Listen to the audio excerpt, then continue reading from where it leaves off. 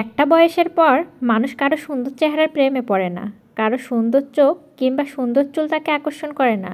তখন মানুষ ভীষণভাবে প্রেমে পড়ে একটা পার্সোনালিটির করা অ্যাটিটিউডের উপর। মানুষটার কথা বলার ধরন আর কাজকর্মের ধরন তাকে মুগ্ধ করে।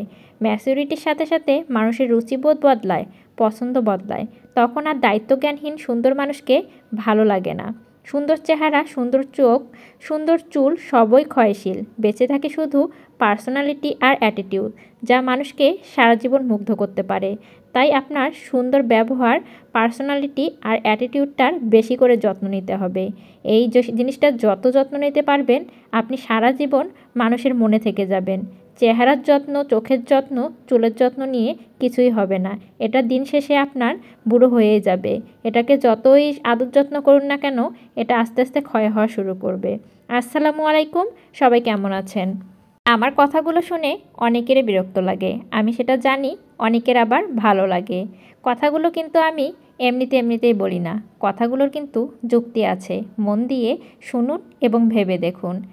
দুপুরে রান্না করতে ধরেছিলাম শিং মাছ। আমার আবার শিং মাছটা একটু অন্য মাছের থেকে বেশি পছন্দ। শিং মাছটাতে একটু টমেটো বেশি দিলে কিন্তু আরও বেশি মজা হয়। কিন্তু ঘরে একটা টমেটোও আনা ছিল না, যার কারণে টমেটো ব্যবহার করতে পারিনি। যার কারণে পেঁয়াজের পরিমাণটা অনেকটাই বেশি ব্যবহার করে ফেলেছি। আর করেছিলাম বাঁধাকপি ভাজি। ভাবলাম দুইজন মানুষ, এত তরকারি দিয়ে আমি কী করব। তাই দুইটা তরকারি রান্না করে নিয়েছি, শিং মাছের ঝোল আর বাঁধাকপি ভাজি। খাবারটা কিন্তু বেশ জমে উঠবে।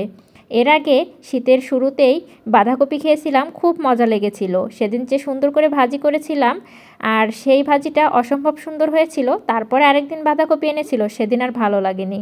এদিকে কয়েকটা ধনিয়ার পাতাও ছিটিয়ে দিলাম। ধনিয়ার পাতা আবার আমার খুব বেশি পছন্দ। আপনারা কে কে ধনিয়ার পাতা পছন্দ করেন জানাবেন কিন্তু। ধনিয়া পাতা দেওয়ার পর আমি আরেকটু পানি ব্যবহার করব, কারণ এখনের ধনিয়া পাতা কিন্তু আগের ধনিয়ার পাতার মতো না যে দ্রুত সিদ্ধ হয়ে যায়। আমার আবার একটু কড়কড়ে ধনিয়া পাতা একদমই ভালো লাগে না। তাই একটু পানি ব্যবহার করলাম। আবার ঝোলটাকে একটু মিডিয়ামভাবে কমিয়ে নেব, যাতে ঝোলটা দিয়ে আমরা দুই বেলা ভালো করে খেতে পারি। কারণ ভাজিটাও তো শুকনা জাতীয় জিনিস, তাই কিন্তু একটু ঝোলের পরিমাণটা বেশি রাখতে হবে। আর এই যে কড়াইটা দেখতে পাচ্ছেন, চারপাশ থেকে হয়তো বা আপনারা বলবেন কড়াইটা পুড়ে গেছে, কিন্তু না। এই যে এসএসের কড়াই বলুন আর হচ্ছে এই কড়াইগুলো বলুন, এই নতুন যত কড়াই বের হয়েছে সবগুলোই অল্পতেই একটু কালো কালো পুড়ে যাওয়া শুরু করে দেয়। এখন আমি একটু হচ্ছে বাঁধাকপি ভাজি করে নিচ্ছি। বাঁধাকপিটা মিডিয়াম সাইজের এনেছিল, কিন্তু ভাজি করতে গিয়ে দেখি অল্প একটু হয়ে গেল। আমার রান্নাগুলো আপনাদের কেমন লাগে এবং আমার কথাগুলো আপনাদের কেমন লাগে জানি না। অবশ্যই কিন্তু কমেন্ট করতে ভুলবেন না। আমিও কিন্তু আপনাদের ভিডিওগুলো দেখে দেখে সুন্দর করে একটা করে গঠনমূলক কমেন্ট করে আসি। আপনারাও অবশ্যই সবার ভিডিও দেখে তারপরে গঠনমূলক কমেন্ট করার চেষ্টা করবেন। অনেকে আবার ভিডিও না দেখে কমেন্ট করেন। ওটা দেখে কমেন্ট করে আপনাদের কি কোনো লাভ হয়? কোনো লাভই হয় না।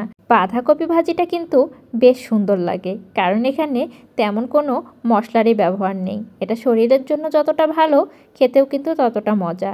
একটু যদি তেল বেশি করে দিয়ে রান্না করেন, এটি কিন্তু রুটির সাথেও বেশ জমে ওঠে।